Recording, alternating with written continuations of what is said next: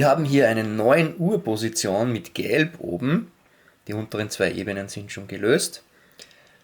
Das funktioniert mit dem Algorithmus vorne, oben, rechts.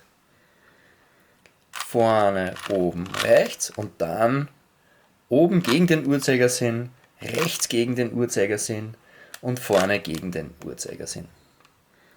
Somit ist es uns gelungen, ein gelbes Kreuz oben hinzubekommen.